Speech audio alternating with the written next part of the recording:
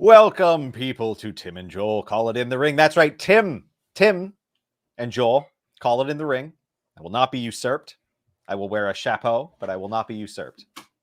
That is the daddest of dad hats that I have ever seen. Look, man, I haven't shaved my head, and it's just been busy. I have this hat we can go with instead, so it's your call. Where are we at? I kind of like that hat. All right, we're sticking with this one. Chat, if you like one hat over the other, please say so. Vote for hat. Yes, vote for hat. We'll start a poll. I'm not starting a poll for this. Don't. But I will tell you. Wait, isn't that why we get StreamYards? Can they do polls? No, we have StreamYards for other reasons. So we can pull up people who talk at us. Oh my goodness. We're here. We're back. You're back. I don't have to put up like other people templates. I don't have to do anything like that. There we go. Okay. You got me. You got me. I didn't even notice. I'm not Cher. Thank you, by the way, to Cher and Kate, who filled in for Tim and did a wonderful job. Really appreciate them. And, thank you for bumping the subscriber number. Yeah, that was really fun. Yeah, listen, they'll be back. Let's face it. We have so much wrestling to talk about. It's Sunday. It's Tim and Joel Pod. We're here. You can toss a like on the video. Get us up. This is our 69th episode, Tim. Nice. Leave us a comment. You know what? Just comment nice. And subscribe to the channel. We don't need all of you to like the video. You can stop when it's appropriate. Just at 69. Yeah, exactly. Just like almost a little over a quarter. Just a little over a quarter. Yeah. What I really want is for YouTube, when you get to 69 likes, to send an auto email that says nice. By the way, join our Discord. There's a link in the video description. You guys know how it goes. Oh, there's so much stuff going on. Yes, stick with the floppy hat. It says Mod Mike. This one side's just a little bit limp. I could use. Okay, so we could do like the Madeline. Is it Madeline? I don't know. Yeah. I need a big piece of hay, or that chewing grass, whatever it is. Right. Is it hay? Straw. It's straw. Chewing grass. That's what we call it back home. Oh my goodness. Okay. So first of all, congratulations. I can say it on the air to you directly. New father, good stuff. You're alive and well and surviving. Yeah, I'm doing okay. Chill baby. Now we got to talk about, by the way, your hat is 10 out of 10. Not 11 out of 10. Come on, let's think big, people. If you want to think big, we got to talk about wrestling. What do we want to do? We can breeze through SmackDown. Let's face it. There were 3 matches in 2 hours. Sami Zayn versus Drew McIntyre. I didn't watch it. Was it good? It was, but it was short. The big news coming out of that was Sami Zayn has new music. See, that's sad to me. I wanted to see that match. Maybe they'll run it back. Oh, you bet they will. Oh, did a thing happen? No, but let's face it. It's WWE, and they had a first time ever, and they'll do it again. You're right. We're going to see it 11 more times at least on SmackDown every single week. Well, okay, so Sami Zayn's got a new theme. He used to come out to ska. What is it now, Joel? Now it's a little more like conspiracy rock. Basically, what in the hell is conspiracy rock? It's just it has a few dissonant chords. It's just like think about Meshuggah? No, God, no. Cowards. It's never Meshuggah. It's just like honestly it's generic rock, but it's more like because it's WWE, so of course it is. Yeah, on top of everything else, like people were kind of giving it shit and saying it wasn't very good. I don't care. I mean, I'm a music guy, but also a small part of it. On top of that, like there's this whole thing where he would come out and he would do the skanking and it would be cool, but like that's not his character anymore. Okay, you said it would be cool. It has not once ever been cool to skank. Hey man, it's cool now. Sky's not cool. Yes, it is. Gross. Oh, gross. I'm listening to it now. Oh, did you find it? Yeah. It's not great. Don't get me wrong. It's not great. But like, it was fun. Honestly, that is a band jamming for the first time as they all get to know each other. That's what that is. That is exactly what that is. Every single tryout, etc. That's what ends up getting played. Some sort of generic like 4-chord round. Oh yeah. Garbage. Yeah. Anyway, Yeah. poor Sami Zayn. He deserves better. Great man. What the F is Tim wearing? He's wearing a hat because he loves wearing hats now. He's Hat Guy Tim. I need to shave my head. Hat Guy Tim. And my neck. Look at that neck. Oh, good. I get that neck all the beard. time. I'm Yeah, one I of got you. Oh, then he started talking about not shaving his neck. Anyway. Drew McIntyre, Sami Zayn happened. Yes, Drew McIntyre wins. Oh, really? What a big surprise that was. Very shocking, I know. But actually, you know what? So the opening segment, did you see any of the opening segment? It was literally the first like 58,000 minutes of the show. Okay, so the opening segment was a video package summarizing everything you had just watched on Thursday, the day before. I mean, and then it was Roman Reigns coming out for 7 entire minutes. Yes, as he does. Some posing, and then I stopped and skipped. Okay. Yeah. So first 7 minutes is always the same. Roman comes out. Roman must pose, and that's fine, whatever. And then they do the whole like after Crown Jewel when Heyman had thrown the title in the ring and was just like, you two have at it. And it was like tug of war, a little tug of war. I saw. Brought back the tug of war before WrestleMania in San Jose. So that was 31. And there you go. There's your callback. And then here we go. We have this whole like, Paul, are we okay? Are we fine? And Paul just being like, yes, we're fine. Everything's okay. And it's fine. I love you, my tribal chief. Yeah, there you go. And there wasn't much going on here. It was a lot of that. And then Roman being like, hey, I want Brock. Yeah. Give me Brock. And so they go to commercial and he's still saying, I want Brock. I want to know what they were doing during the commercial. Oiling up Brock. So if you ever go to a WWE TV taping or pay-per-view, whatever it is, they always show like a bunch of segments in the middle of a commercial so that you don't get bored and things keep going, blah, blah, blah. It'll turn the house lights down, do whatever they need to do in the ring, and then they'll show stuff on the board. They have a Jimmy Fallon segment that they show at every show all the time, and it's New Day. They do Motown Philly, the Motown song, Motown Philly song, and then with Fallon as a 4-piece. And then they do Triple H and Stephanie, and it's like this toss-up. Do they sing Seek and Destroy by Metallica, or do they sing like the theme from Moana or something?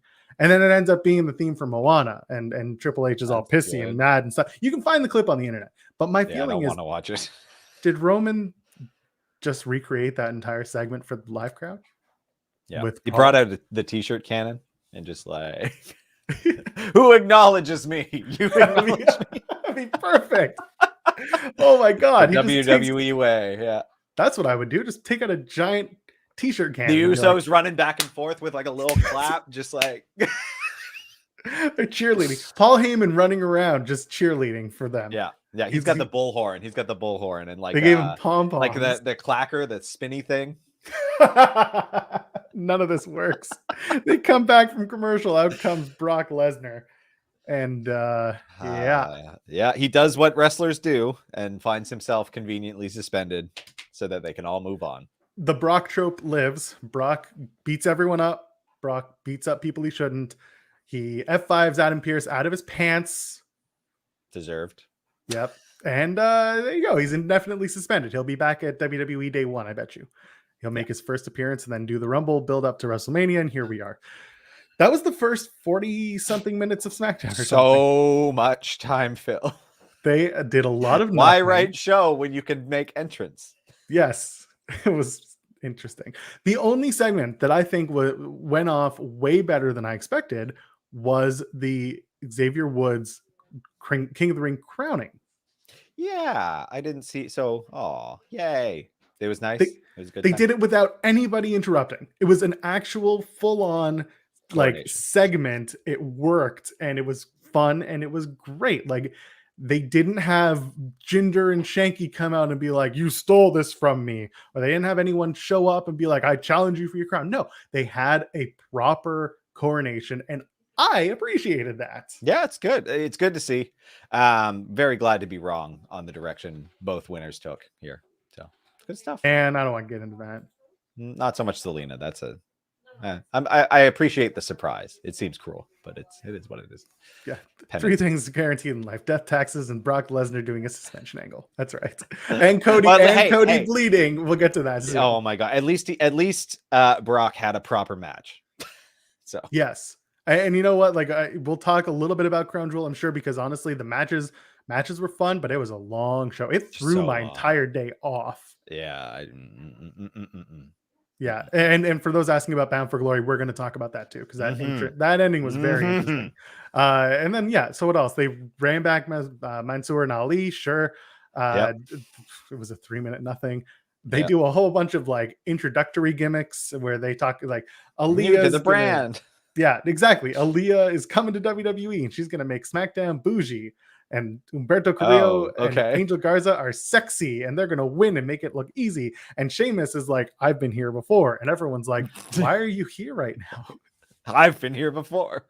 Also, and then oh no, I don't have my title belt. That's right. And then we had Ridge Holland doing his little bat boy dildo thing. Little bat boy. Yeah, he's going to get you. Yeah. And he's like, I grew up poor in England like everyone else did in WWE. Just show the man's quads. And that's it. That's enough to intimidate. He doesn't need the little club. Like, he's scary enough as it is. There it is. Hit Row comes out. They do a squash match. They do a little bit of introduction gimmickry leading into their match. Do they rap? Is there a little bit? It was kind of a thing. It was a little bit like introducing more of a slam. Yeah. Kind of. Oh, okay. Like a little round. Everyone does their little intro. It was fine. I see some people who were saying, I hate this. Hit Row is going to be ruined. First week, I'll give it that. It was you're introducing a crowd of people who have never watched NXT to an entirely different group of people. Had to start somewhere. So Hit Row wins a very quick squash match. Nothing else to add to it. That's something that I gotta wait to see. All 4 of them? I think it was Swerve and Top Dollar. Swerve and Top Dollar. Yeah. And then Ashante and B-Fab were at ringside. So that was one of the lines. And I was like, okay, not so great. That one was hokey. That one was bad. Thanks for laying it all out there. This is how we got that. Yeah. Not surprised. And like they did like who hotter than Top Dollar. Like that's fine. Top Dollar, not that's fine. That's a thing. That's good. That's actually, I like that because it's the hokey. People are gonna eat that up. B-Fab because B-Fab. I was kind of like, not so much. There are better ways to do that. Anyway, what else? I'm just going through the notes here because there wasn't much else. Did they do a Corbin thing? Did they? They ran back Shinsuke versus Happy Corbin, and fine, whatever. Okay, but did Shinsuke lose? Yeah, so they're gonna do it again. Yeah, great. Did Riddick Moss tell another joke? What do you think? Yes. Here's the thing about Riddick Moss, as I like to call him. Mm-hmm. People are just like, why is he wearing suspenders? They're funny. First of all, it's how else do you yuck? You need suspenders. It's literally someone the whole story had to have been he's going to be a clown. And Vince McMahon in his room just says, put him in suspenders. Why would you do that, Vince? All clowns wear suspenders. God damn it. I'm the only one thinking. I think Vince McMahon, the last comedy show he watched was in the 40s, which I think everyone was just wearing suspenders when they took off their blazer. So, Yes. That was it. Okay. That was that. So then they came out and this was the segment that everyone's talking about. Charlotte and Becky swapping titles. I have so many questions about what this was, and I have no respect for anyone in wrestling. It's very funny. I will say that I feel the person that I feel bad for in all of this is Sonya Deville. Yeah. In this segment, she was very much caught in the middle of a weird argumentative shitstorm that had absolutely nothing to deal with her. And she had to be a professional, and she did a great job of being a professional. She managed it pretty well. Yeah. She had to cut off Charlotte, though, at one point, because she just kind of started talking. And I was like, shut up. Just shut up.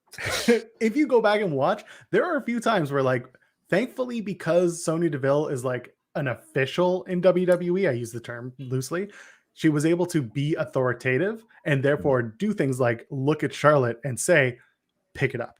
Or like come on, like actually give direction, because A, she's an authority on screen, so it works, and B, because she was in charge of that segment. Sonya was bamboozled is a pretty good way to put it. So she comes out, they teased the Becky 2 belts thing earlier in the night. Charlotte's like, why don't we do winner take all? And they all laugh. And then now, was that planned? Yes, because that led into that led into Sasha coming out, which took them home from there. Yeah. I haven't noticed this, but I see Evan saying that Michael Cole was face bumping in the background. If that's true, that absolutely is a thing that shouldn't be happening. It would be hard not to, not know. Well, you're out there. You're supposed to know that the camera could be on you at all times. You can't. Well, that's the other thing. If you are an announcer in WWE, it's not always face palming. Sometimes they're literally just like focused, head down on the desk. Yeah, like I've seen that before.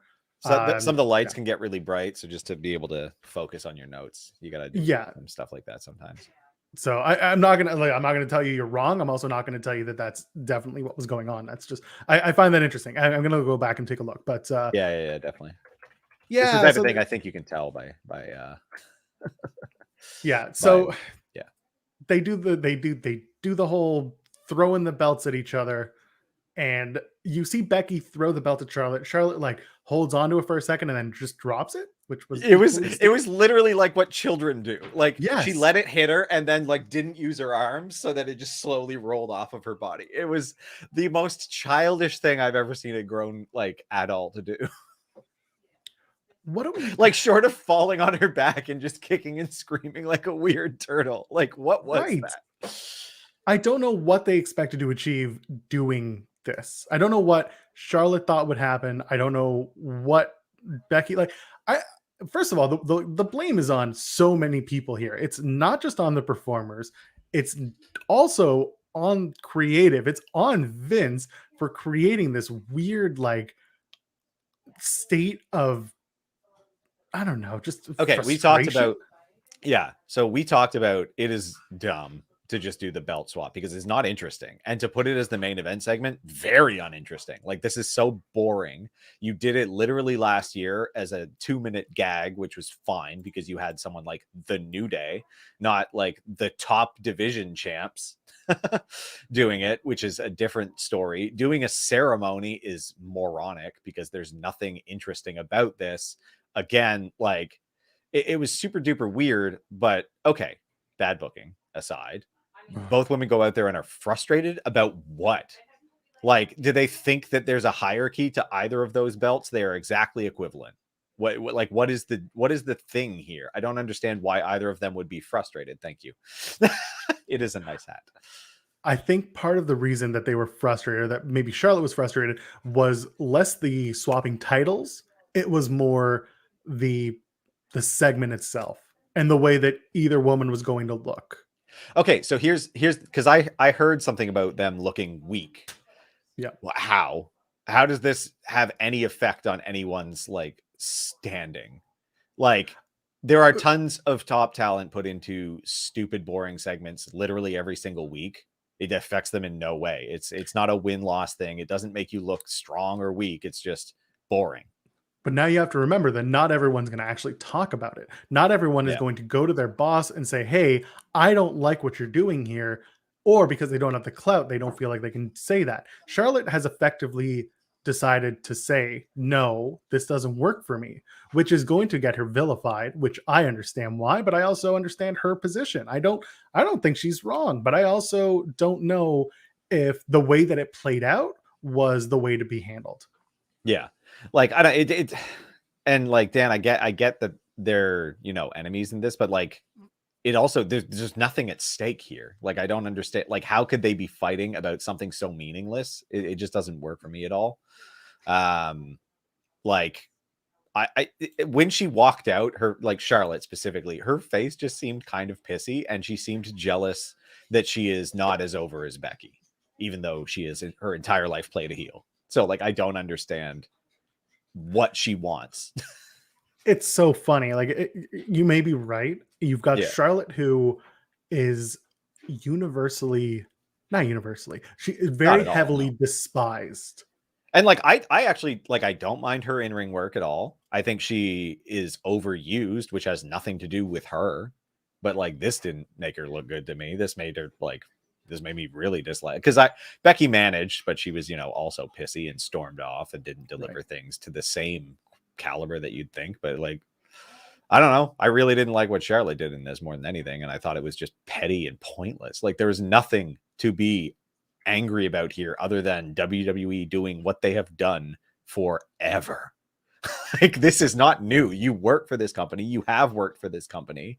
Like dumb stuff has happened to you many, many times. Why is this the straw that broke the camel's back, Yeah, and now the question becomes, how are people going to talk about Charlotte to people like the Dave Meltzers, the Sean Ross Sapps, the Wade Kelly, well, not so much Wade, but the people who talk about it, analyze it, break news in wrestling? How are people going to talk about Charlotte to those people? Because Charlotte just did something completely against the grain. She went off the script, she veered off, and it looked bad. It just looked bad for everyone. That's if she blew it up in a way that was interesting, like more interesting than what was written, you could take that risk and it could go over well and you get, kudos for it. Like that could be a calculated good risk. It's just you're complaining about something with no better ideas. Like she didn't go out there with an alternative that did anything. Like a lot of the problem here was also that they rushed back Becky's return. Yeah. They didn't plan for that at SummerSlam. That became an audible because of what happened with Sasha being unable to compete. Like because of that, you had to bring in Becky. They decided to do what they did. And of course, the let it play out crowd had a whole field day about it for Bianca. And instead of having on Monday night, Charlotte drops the title to Bianca Belair, they don't do that. And now it's going to look bad on Bianca. Yeah, because, I was also like, okay, Becky's kind of getting some heat. Maybe they didn't Kofi Bianca, but it's starting to look like maybe they Kofi Bianca. I don't want to say that because at least not just yet, because there's still the thing is when Kofi lost, Kofi just disappeared. Yeah. When Bianca lost, she still stayed at the top of the card and she still was very much in the hunt for the women's title. Yeah, it just feels like they've diminished the entire division now. So, well, yes. Now the big problem has become they've gone back to Charlotte versus Becky versus Sasha. Bayley will be back at some point. But now the hope is that when we go to Raw, we're going to see a lot more Bianca as a successful act. They in some ways they have to rebuild her. Yeah, and I haven't written it off yet. It's just it's a bit of a I don't know. It's doing some weird stuff, and that segment to close the show was very not good. And yeah, like not only did they not upload it to YouTube, like on the replay they edited it as well, like for the broadcast. Yeah. So they did the title swap on YouTube. They took out the title swap. They just showed Charlotte and Sasha, which is also so boring. Like Sasha Banks comes out and it's like, okay, that's nice. This for the 1,000th time. I don't care. Sasha comes out, gives like a real clunky, crummy promo. Like just like, I ran the blue brand because I'm the blueprint. Colors are similar. Like it's so boring. Like all of these. Yeah, I don't know. They got to find new ways to make people fight.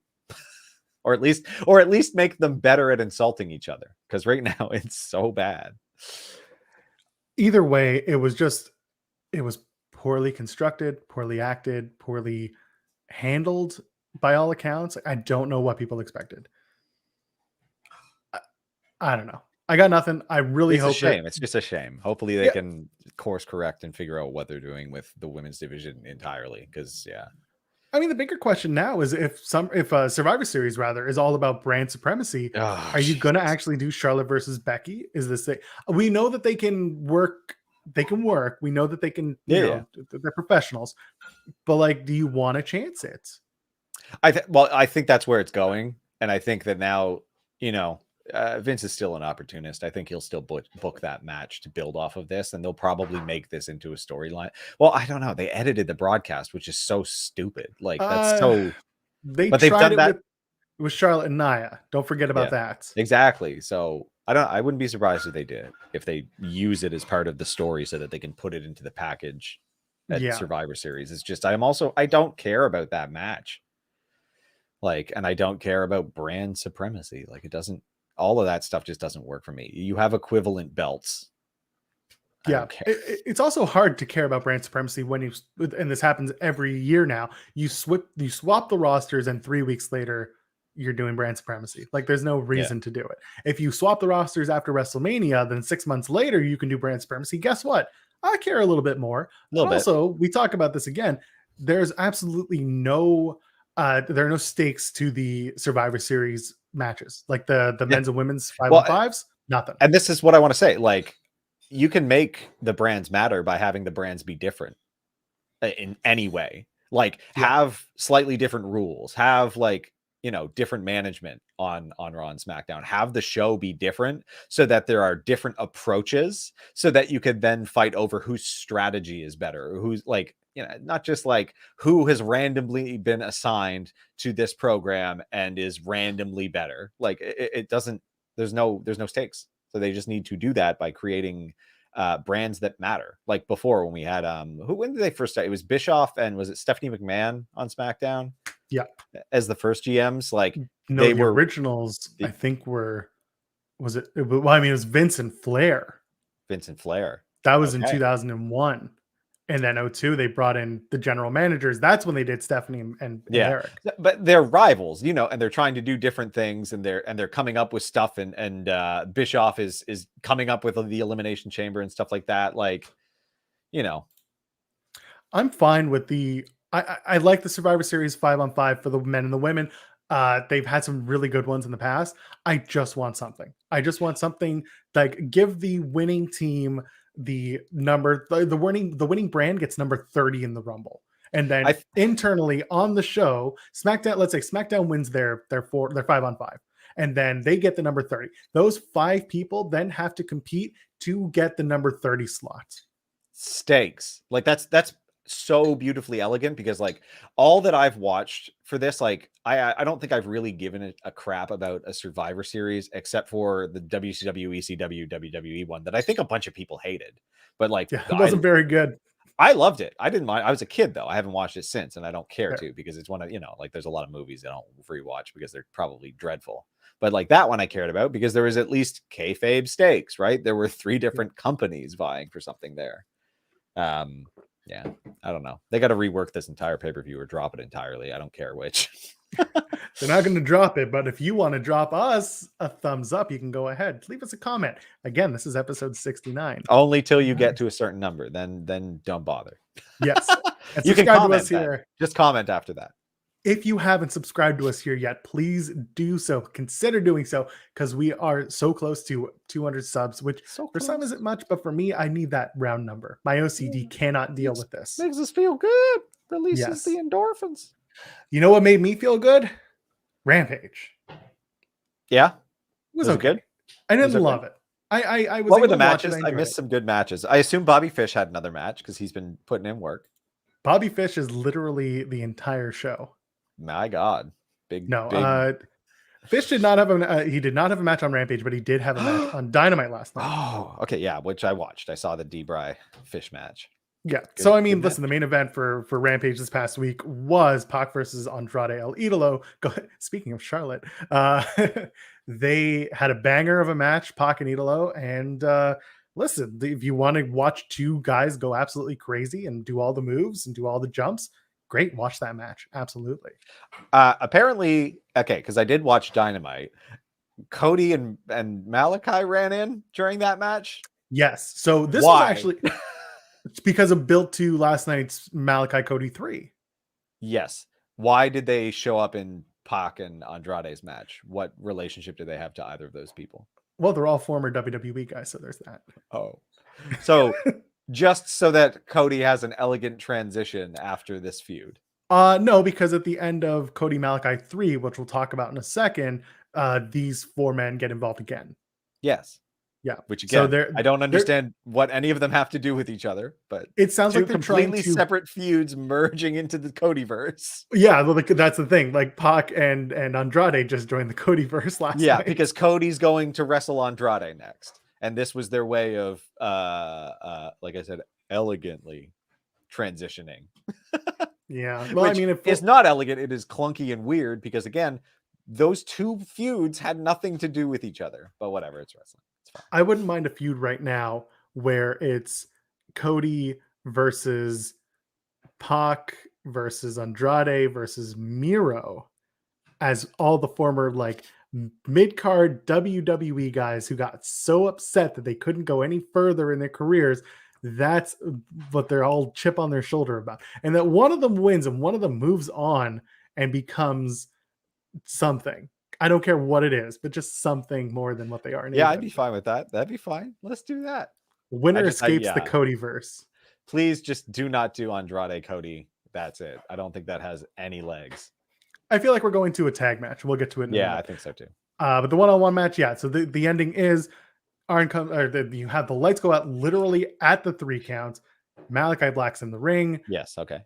And then does some beatdown of Pac, and then Andrade and Malachi are staring each other down, and then out comes Arn Anderson, does this from the stage for some reason, points the GLOCK, and next thing you know, shoots Cody out into the universe.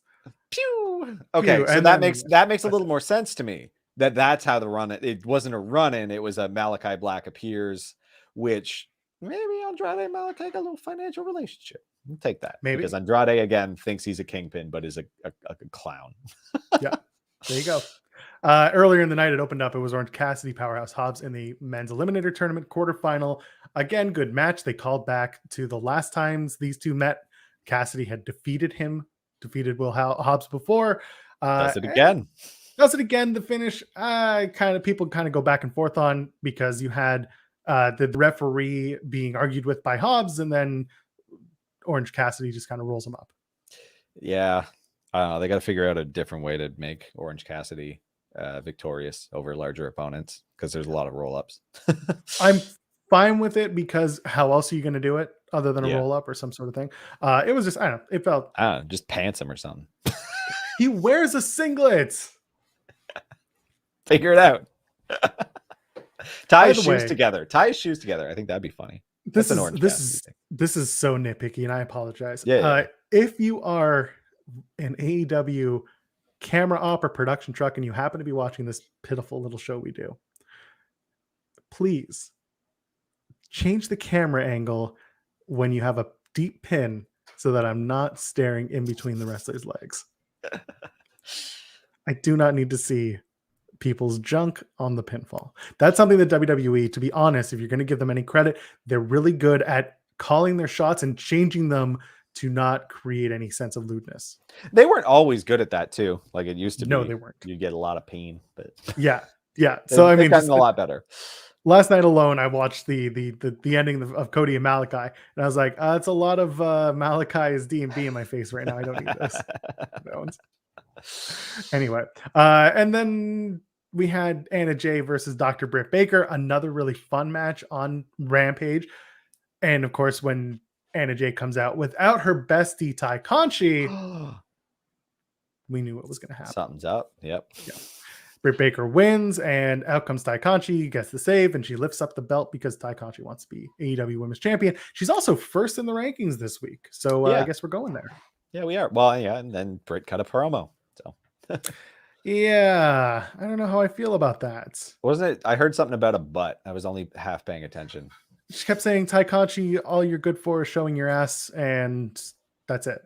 And so I'm going to beat your ass at Full Gear. So that match is them's fighting words. So that's fine. I'm fine with it. It's very strange. I understand the very context. Rude thing to say. Now Tay Conchi's got to go beat her. All I hope is that they have several weeks until the match itself. I just hope they build on it and they don't make it all about butts. I mean, I get that it's all about the butts, but it better just be a one-off, like that one comment. It's a good way to start things, but not to continue. It's not something to build a feud around. Exactly. And then you've got the TBS championship. They announced the brackets. We won't go through it because that's a whole other can of worms. Why is there a first round bye for 4 people? So the first round bye for 4 people, I was equally confused. Those are the bottom 4 in the rankings. So Ty at the top, and then the other 4 women, they received buys. Because the ranking's 5. There are 5 women in the top ranking. So the people who got the bye are the top. Are the top. I'm just saying the bottom of the 5. Said, So 2 through 5, they received buys. Number 1 of the rankings got the women's title shot at Full Gear, and that Makes was Taikachi. sense. Okay, no problem. Got it. Again, stumpy brackets. You could just show them the tournament, but that's fine. Yeah, well, instead we're going to do a full TBS tournament. I don't know. Do you have a winner in mind?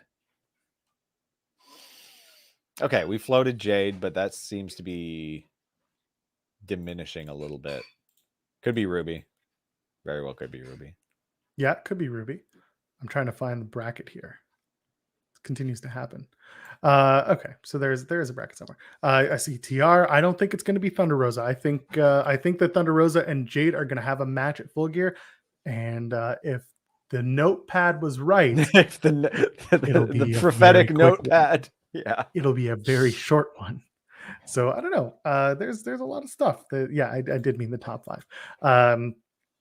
Yeah, we'll see. I mean, there are a lot of names in this tournament that look good. I don't know if I necessarily want to see Jade Cargill hold that title first. Yeah, same. I don't know that it's a want thing. I think Thunder Rosa would be fine, but I don't think she needs it at all. I'm sure there are a lot of people rooting for Ruby to have it. I don't want to have her have it at all. I don't think she's anywhere near there.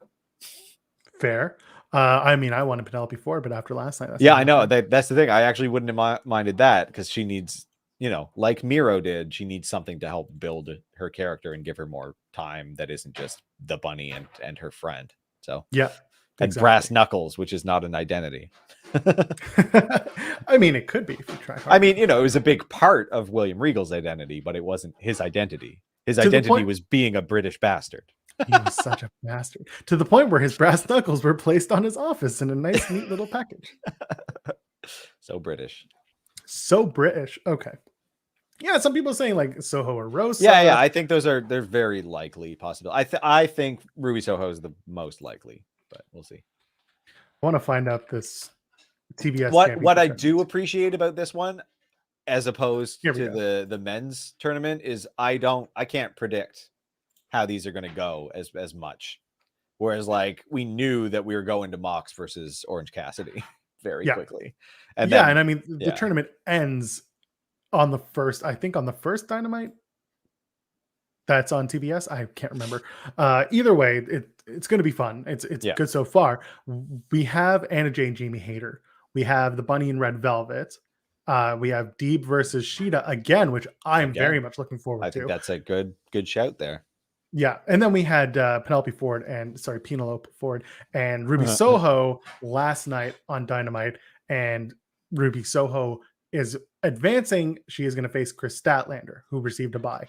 Whoever wins versus Deeb and Sheeta gets Nyla Rose. Whoever wins between Bunny and Red Velvet gets Jade, and then Anna Jay, Jamie Hayter, winner gets Thunder Rosa. I have a feeling Jamie Hayter is going to beat Anna Jay. Yeah, I think you're right. Take on Thunder Rosa. Which is interesting to me because then it keeps Thunder Rosa in the like Brit kind of circle, which makes sense to me. So yeah, there you go. January 5th is the finals. That will be the first TBS show. The Bunny and Red Velvet, I would see the Bunny actually going to face maybe Jade. I don't know, Red Velvet against Jade. Yeah. The Bunny against Jade Cargill will be a very quick squash, but I think that's also the more interesting thing, but it could be, because we did the Red Velvet versus Jade thing, but we might run that back now. I wouldn't be surprised. Yeah. Meanwhile, you've got Serena Deeb and Hikaru Shida. If you can run back Shida and Nyla Rose. So there's the other one. But I mean, do you see Shida getting her 50th win? It seems like a waste, right? Doing it in the tournament. I feel like they could drag that out. She can be, the fallen champion trying to work her way back into the confidence. I mean, and I think Serena Deeb versus Nyla Rose is a lot more interesting because we haven't really seen that yet. And if we did, it was on Dark or some bullshit. Sheeta and Jade in the final would make sense because you have Sheeta really elevate Jade in a great. That does sound like an excellent match. That'll be fine with me. Yeah. Anyway, we'll find out. I'm just pulling up this bracket. I'm looking at it. We'll see. I'm going to move along. That was the rest of Rampage. We know last night was Dynamite. You watched it. You know what? One last thing. I think Sheeta would be a good decision to win this all. Like if she won her 50th match or 500, Wait, what was it? 50th 50th. win in Yes, her 500th win in 1 year. 500th win in if she won it, former champion who didn't really get the proper opportunity given COVID. So give her this belt, and you know that she can do it because she held it and did fine. So I think that would be really interesting if she gets this belt and bring her back up to where she belongs. I'm going to highlight Dave's message that says, give it to a seasonal performer who can elevate the title.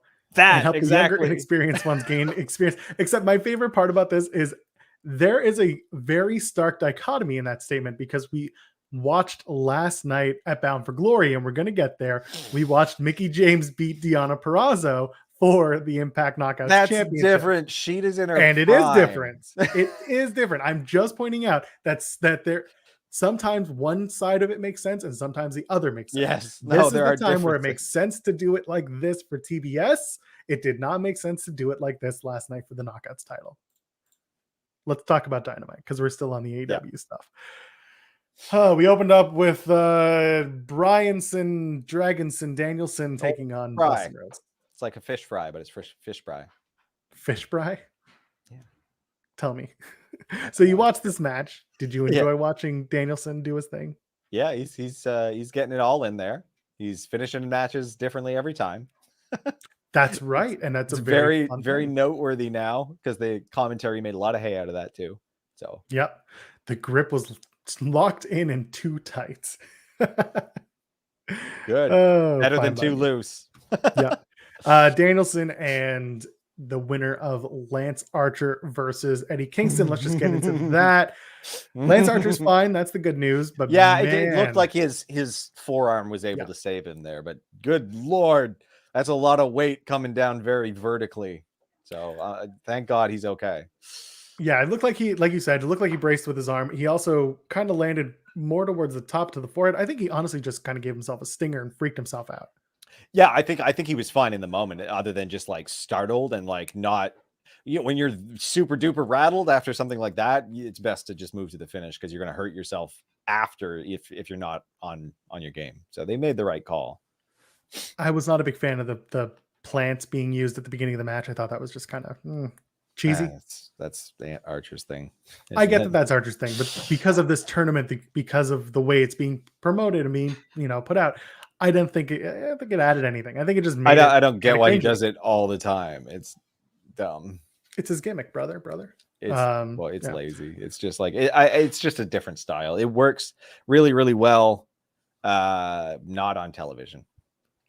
Kudos to Eddie Kingston and to Lance Archer. Archer finishes the match by having the 1997 SummerSlam roll-up finish when Steve Austin broke his neck. Thankfully, that's not the case this time. Archer's fine. No broken necks. No broken necks. And then they do a backstager during Roads to the Top finale, which I'm sure you watched, because Tim, you watched Roads to the Top. So, okay, it's the finale already. What was that? 6 episodes? Yeah. You can tell there was a ton of confidence in this. Yeah. I was like, oh, it's already over. Clearly, this was a fine. Here's enough for 6 episodes. Leave me alone, to whoever bankrolled that. Yeah. We'll see if there's a second season. Yeah, I don't think so. Anyway, that was the season finale of Roast to the Top. But during the commercial break, they had a very good segment in the back with Danielson and Eddie Kingston. And it basically ends with Bryan being like, I'm gonna beat you because one match is not gonna make up for your 20 years of like failure. It was very poignant. Like, it was a very good talking segment. I do recommend you go find it and watch it. It's all over the internet. It's all over Twitter. But it's a good match. So we're going to do Bryan Danielson again. Bryanson, Danielson, Dragonson, Americanson versus Eddie Kingston.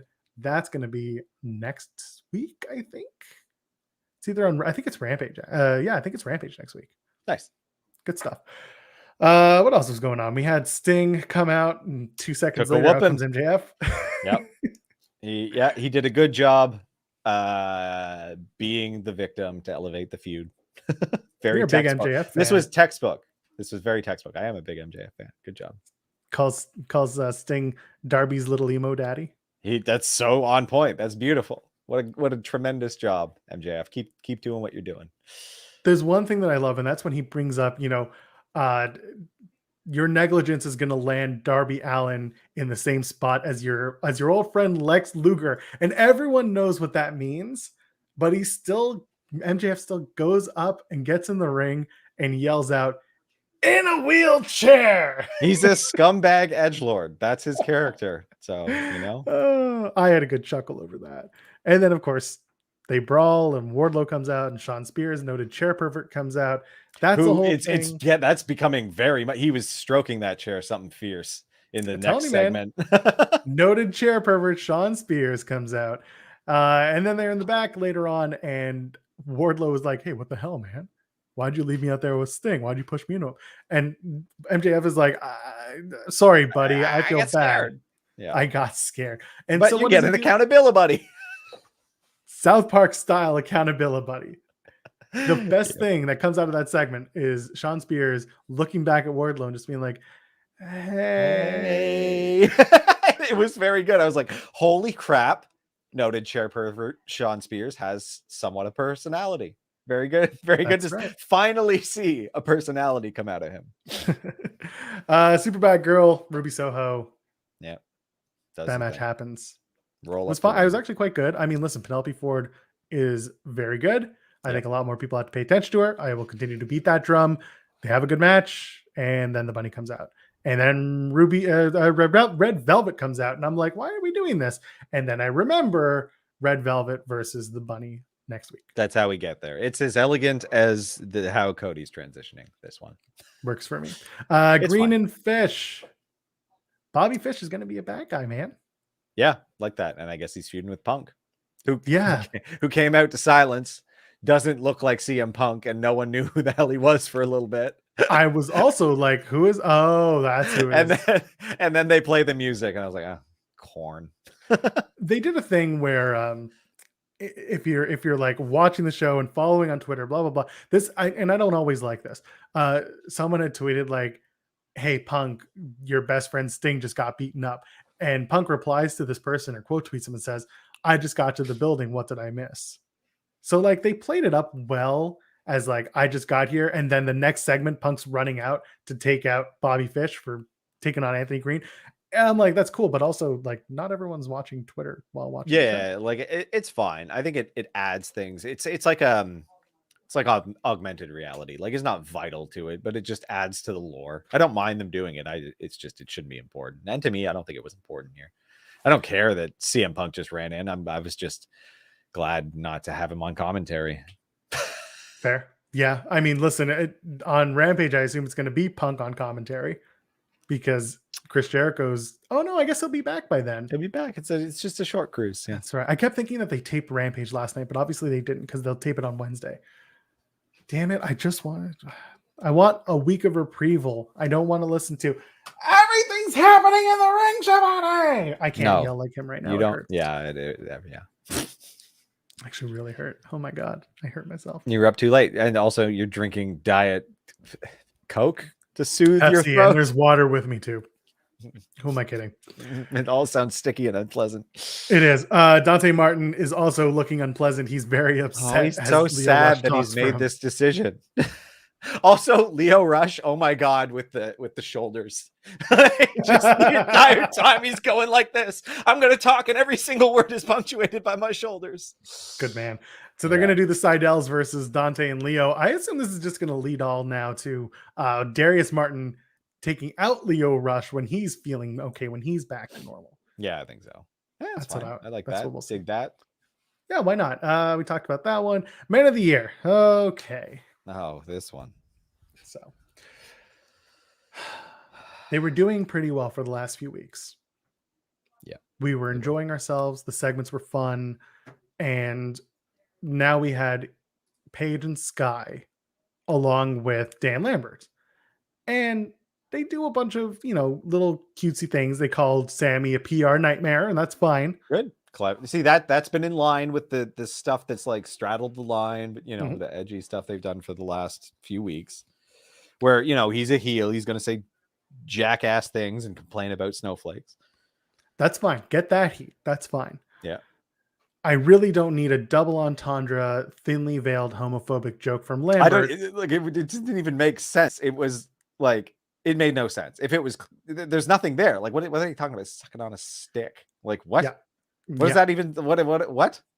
And then to have dorks on my mention just be like, I don't see how it's homophobic.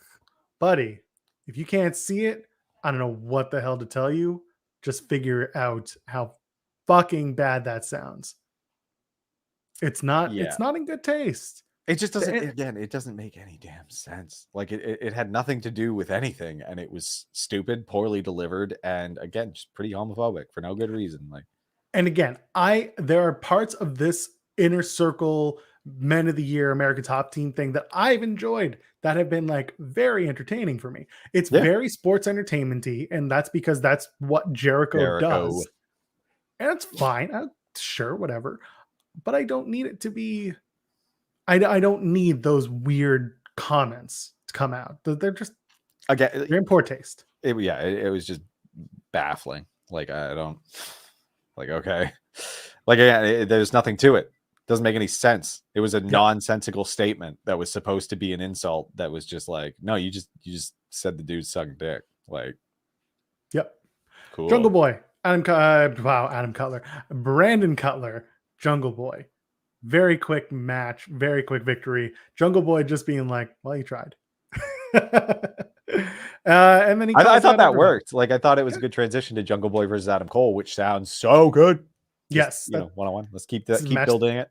Yeah, it's a match that Cole wants. It's a match that a lot of us want to see. So I'm fine with it. I'm good for that. They do that big ass bump off of the ramp onto the floor. Really fun. Cool with me. I don't think there's much else to add. Excited about that one. Yeah. Yeah. That's fine. Cole versus Jungle Boy. I assume that's going to be at the pay-per-view. Better be. Deserves to be. I mean, if not, where else can you put it? You put it on Random Dynamite and it's a fun match. Yeah. And then they do Cody and Malachi 3. Cody comes out looking modestly less fashy. The coat wasn't totally open or totally closed. The boos. Where were they this week? Where were they? They were back in Florida. They were in Orlando, I think. Wow. Orlando or Miami. Safe land for him. I guess everyone's just into it now. They were in Orlando. Orlando at the Edition Financial Arena. So yes, he got booed.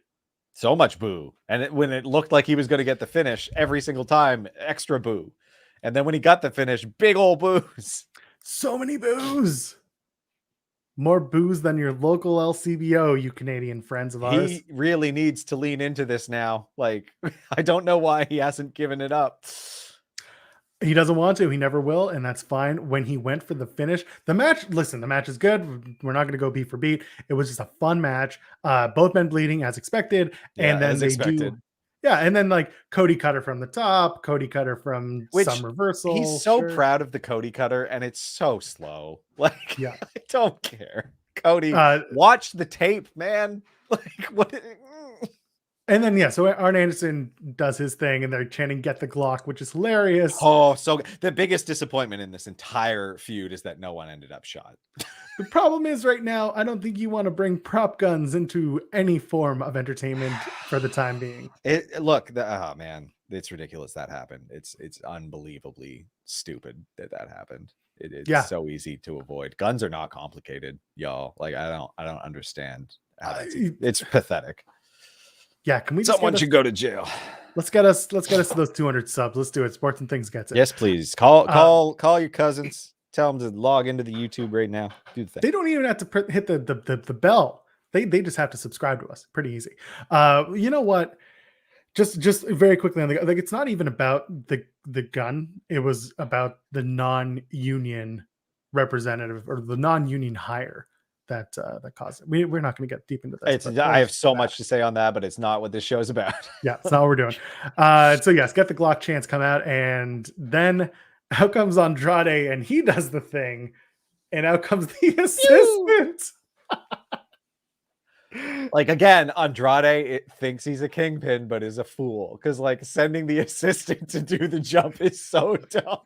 Like, the assistant could have come out and done the pew, and everyone would be like, "What is this dork doing?" And then Andrade do the jumping, but no, he thinks he's like that's his character. He's a delusion. He thinks he's a mob boss, but he's delusional. It's. I hope that's actually what he thinks he's doing. It's pretty funny if he is. Arn gets the mist to the eyes from Malachi Black, and There we do. They do a bunch of crossroads, and then all of a sudden Cody hooks the arms, and I'm like, Pedigree. do the pedigree, please. Do the Pedigree. Someone please. should do the pedigree in AEW. No one's done it. I don't know why they haven't. It should be the next guy they sign from NXT, but instead he does a Tiger Driver 98 and whatever. Sure. Honestly, you know what? It's just a really badly executed pedigree that's the person's lifted up too high. Boom. Talk to Marty Garner about that. Redemption for Cody, says Tony Schiavone, and there you go. That's the end of Dynamite. And it's like, okay, cool. I don't care. Good job, Cody. Bound for glory. Bound for mediocrity. Yeah. I'm just gonna let the people know we're talking about Bound for Glory. Because everyone's got their hot takes they want to throw into the comments, and they should. Yep. I'm giving everyone. There we go. Let's go. Show opened up Digital Media Championship. On the pre-show, that's fine. Jordan Grace wins another title.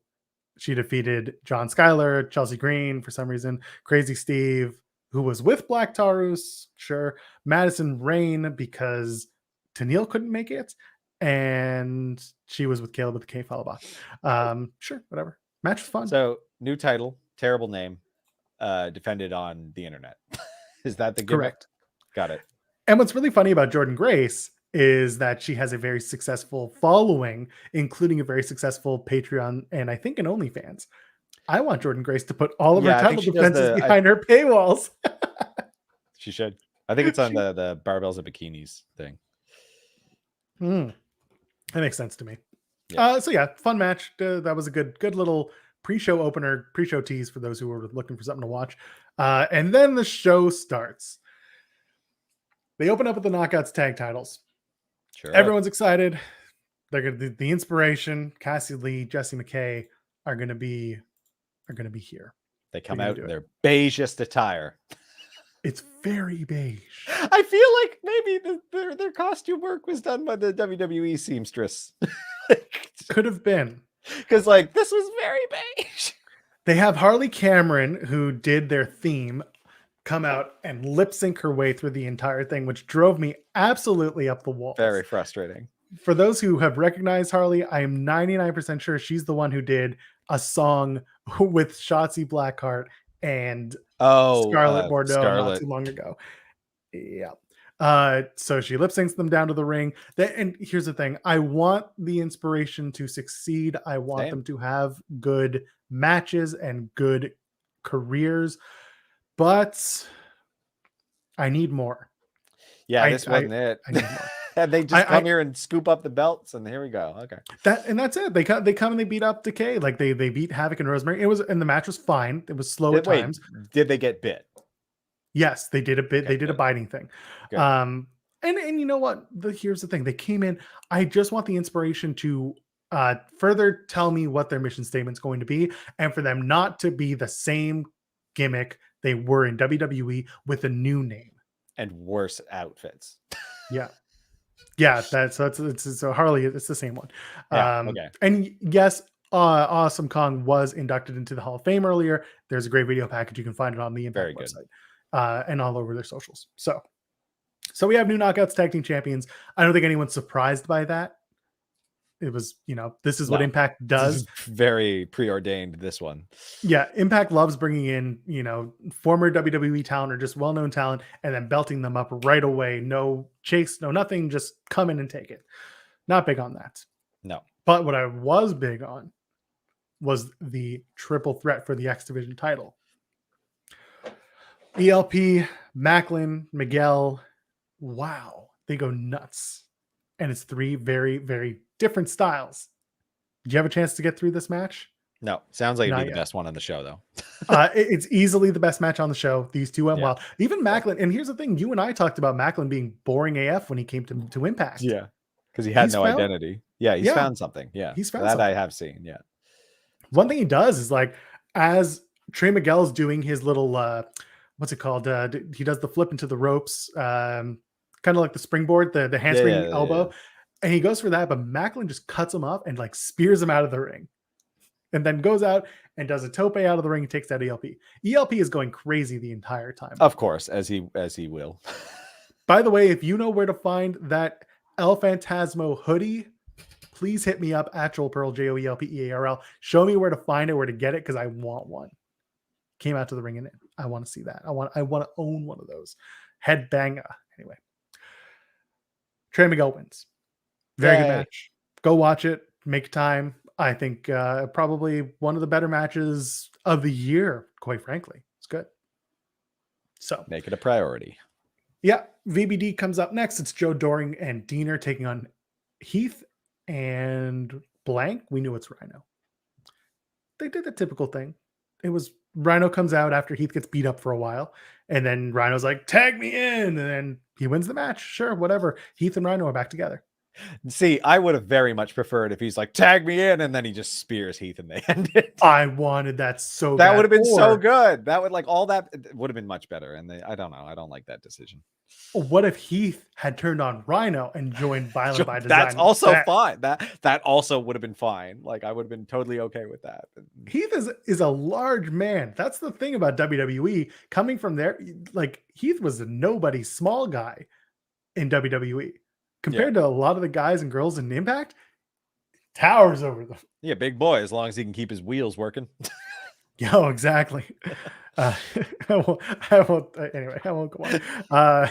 They do the Call Your Shot Gauntlet match. Holy crap. Oh. 20 men. That's so and sorry, 20 men and women. There were women as well. Yes.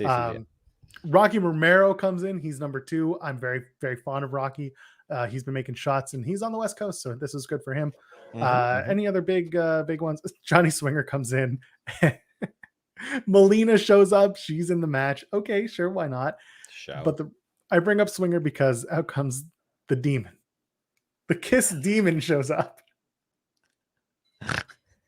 Yeah, what's that even about? I don't understand. In WCW, in 99 going into 2000, Eric Bischoff struck a deal with Kiss to license a wrestler. Because in the 80s, everyone was just licensed. Or was it 90s? Anyway, this is the 90s. Everyone's just licensing Kiss because that's all Kiss was a brand. Yes. They still are just a brand. Sadly. So Dale Torberg, who portrayed the demon, he came out and he was the demon again. And he was fine. Again, he hasn't wrestled in forever, like since 2007, I think people figured out. So it's been a long time. And Demon came out, was a part of it, and a big pop. I highly doubt Kiss knows that their property was used on an Impact show, but it's hard to keep when you license that much. It's hard to keep track of it. So certainly some things are going to slip through the cracks. Exactly. And that was halfway. So that was number 10. And then they had Laredo Kid from AAA show up. Cardona's in the match. Brian Myers in the match. Brian Myers had just kicked out Sam Beal from his gimmick. So when Sam Beal came out, Sam Beal immediately just eliminates Brian Myers, which is great. Good. It's fun. Yeah. Fine with me. Rich Swann's in it. Ace Austin's in it. Moose is number 17. Eddie Edwards comes in, and I'm like, oh, this match is shit. And then Moose just beats the shit out of Eddie Edwards, and I'm like, oh, this match is good again. And then Alicia enters at number 18, and I'm like, number 19, and I'm like, no, what a wild ride.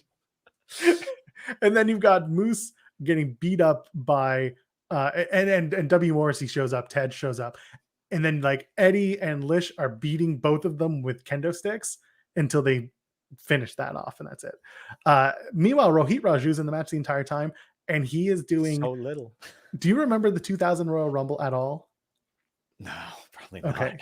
There's a strategy that the Road Dogg employed for the entirety of that match, the Royal Rumble, where he was on the ring, on the ground, at the turnbuckle, just hooked the ring rope. I remember that entire time. Yeah. Rohit did that, and I was laughing every time. That was the right move for him. It was. And then he tries to form an alliance with Morrissey and with Tej and Moose. Obviously not the case. Final four: Moose, Morrissey, Swan, and Cardona. And then Moose turns on Morrissey, dumps him and Swan, and then Moose and Cardona are in the final where it's pinfall, submission, whatever, and Moose wins. Yeah. Not the last we'd hear of Moose, because like I said, on October 12th, we'll play that in a minute, and we'll play it out in a minute. Oh boy. Impact World Tag Team titles Good Brothers somehow retain over Finn Juice and Hikubalo is what I called them. Very good name. Yes. Bullet Club. They just Hikubalo. call them Bullet Club. No, Hikubalo. that's boring. Too many of those. Hikubalo. Hikubalo. Anyway. Yeah, match was okay. Fine. Yeah, it's fine. I don't need Matt Striker ruining the finish for everyone. He was just like, he basically called the ending, but like as it's happening, but before it's happening, he's like, oh, they're gonna steal it. Oh, they're gonna steal it. 1, 2. Oh, they stole it. And I'm like, wow, you really made that a shit finish.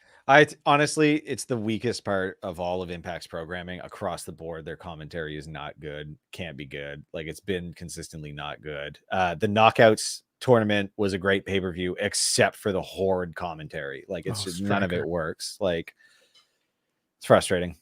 Yeah, me, like Matt Striker, I had such high hopes for until I remembered how he was in Lucha Underground. He's everything is hyperbolic, everything is just over the top. We'll get to the main event when we get there. He's like crying and overselling. It's not good. Yeah. Good Brothers retain. Shocker. I was actually kind of shocked. Yeah. So they have Suzuki coming to Impact. They showed that promo. Sweet. By the way, Minoru Suzuki versus Jordan Grace. That's the match I want.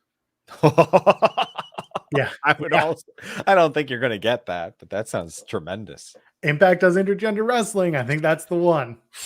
That is the one. All right. Here we go. Knockouts Championship. Deonna Purrazzo. Mickie James. First of all, Deonna walks out looking like the Pope, which is hilarious. Purple Pope. It was either the Catholic Church has a new gimmick, or the band Ghost has a new singer. Oh my God! Yeah. No, that's exactly it. Yes, I didn't hate it. I just thought it was really funny.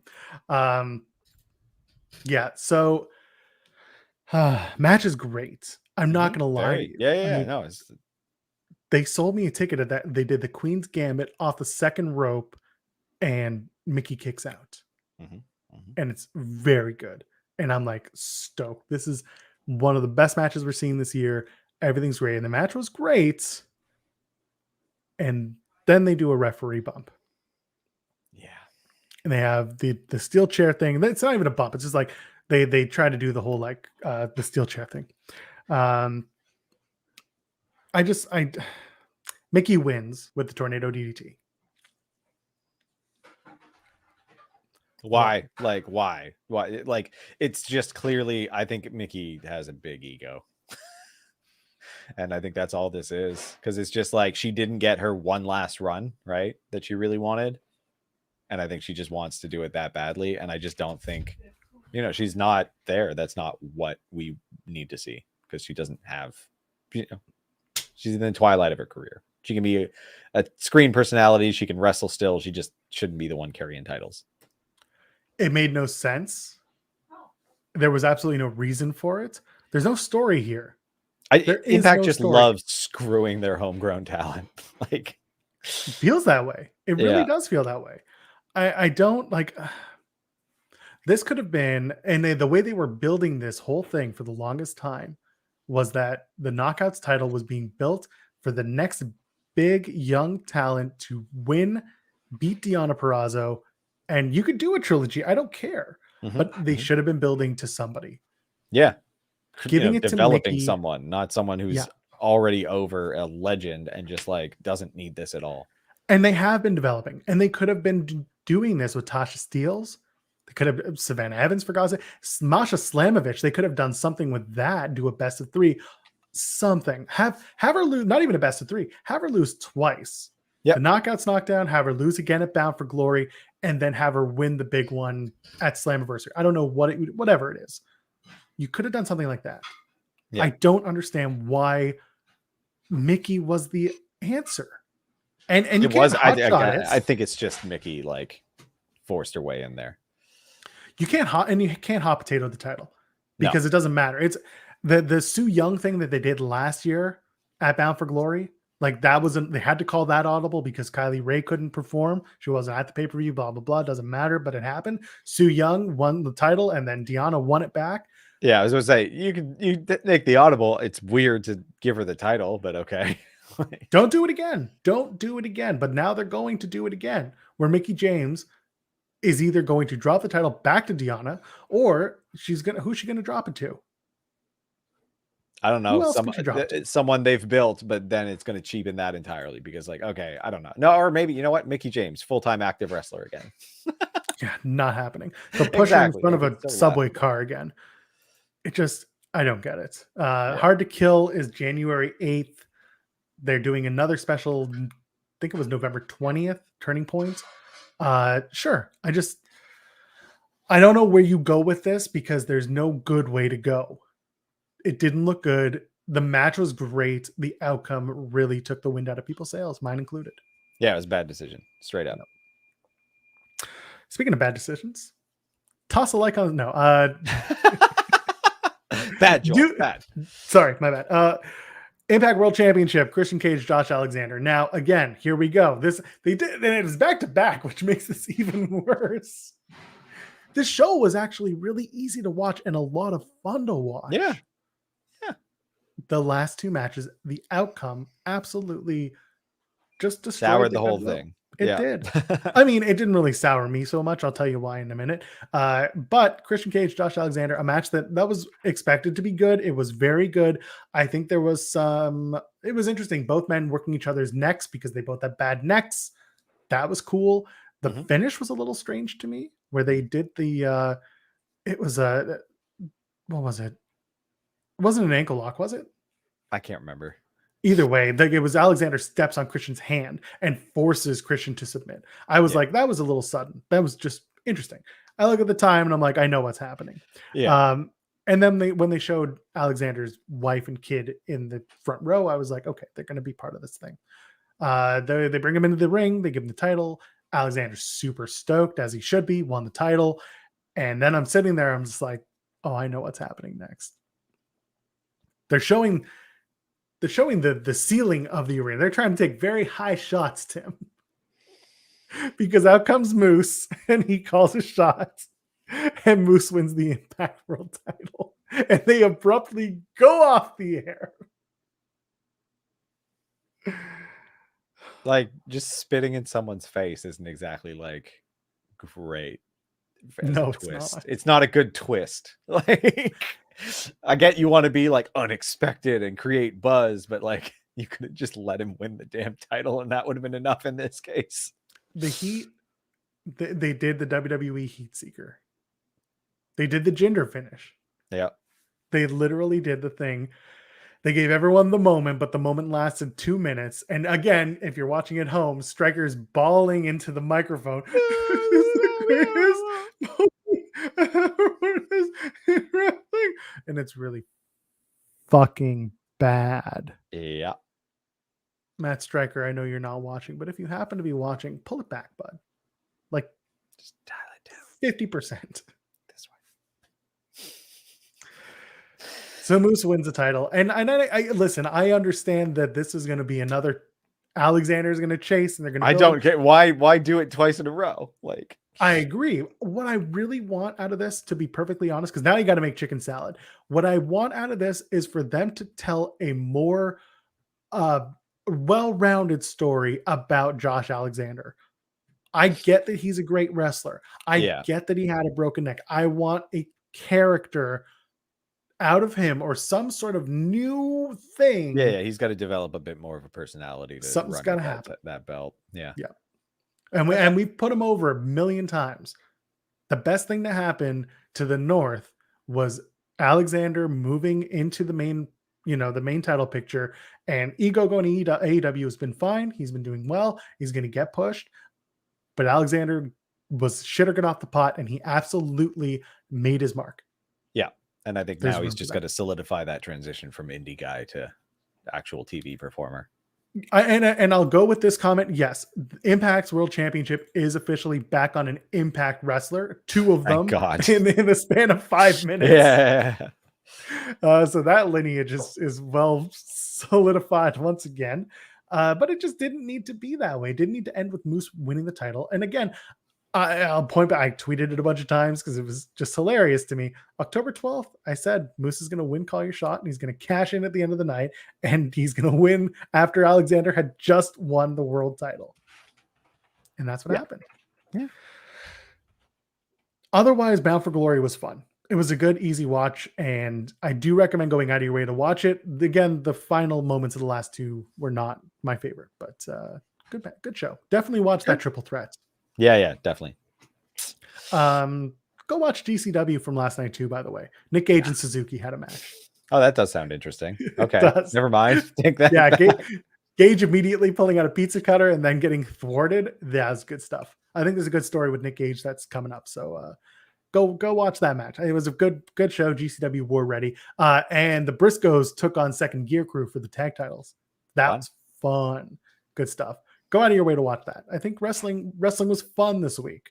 Of course, you were a little busy, so you didn't get to watch everything. Busy watching Succession. Ooh, we're going to talk about Roman Reigns and Succession. No, that's not. No. All right. I think that's it for us. Friends, toss a thumbs up on the video if you haven't yet. This is episode number 69. Nice. Leave a comment here. Subscribe to the channel because we're trying to get to 200. Get it to us. Oh, by the way, yes, Psycho Clown and Effie had a really good match at GCW as well. I do have to put that over. That is what we're going to do. Tim, where can the kids find you on the internet? Kids can find me at TimStoneP, TimbStonep on Twitter. The show is timandjoelpod.com. We are Tim and I am Joel, JOELPEARL, all over the internet. Sundays, Wednesdays, noon Eastern. That's when we're live with Tim and Joel Pod. Get us all over your favorite audio platforms as well. Leave us a 5-star review if you haven't yet, because that gets us a little bit closer to hitting your friends' ears and into that sweet, sweet algorithm. Ladies, gentlemen, friends beyond the binary, enjoy the rest of the day.